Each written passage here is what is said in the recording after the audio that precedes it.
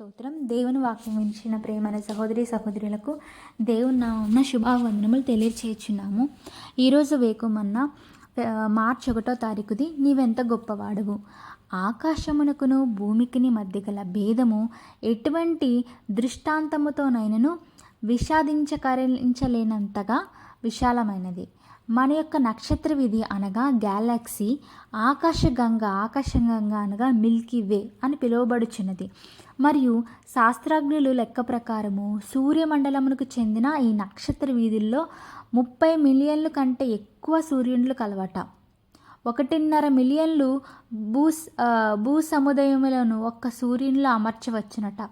మొత్తం మీద దాదాపు 1,00,000 నక్షత్ర వీధులు కలవట. దేవుడు 1,00,000 నక్షత్ర వీధులను ఏకము చేసి ఆకాశమును సృజించారు.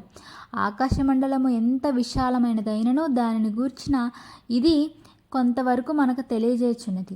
ఆకాశములు దేవుని మహిమను వివరించుచున్నవి. అంతరిక్షము ఆయన చేతి పనిని ప్రచురపరచుచున్నది.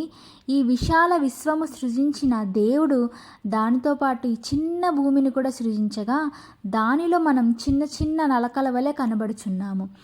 విశ్వము యొక్క ఔన్నత్యముతో చూచినచో మానవుడు ఏపాటివాడు?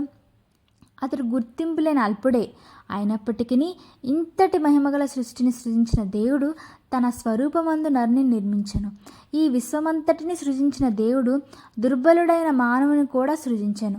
ఇది దేవుని యొక్క గొప్పతనమును, మానవుని కొరకై ఆయనకున్న మహా గొప్ప ప్రేమను బయలుపరుచుచున్నది.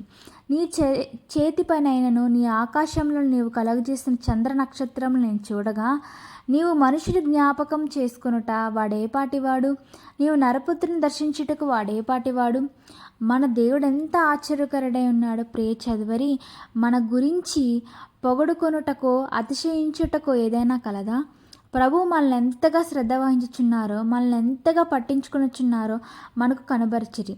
ఒకవేళ నీకు ఇటువంటి ప్రకటన కలిగిన ఎడల ఈ భూ సంబంధమైన కార్యముల గురించి నీవెన్నటికీ బెంగబెడవు, ఆందోళన చెందవు.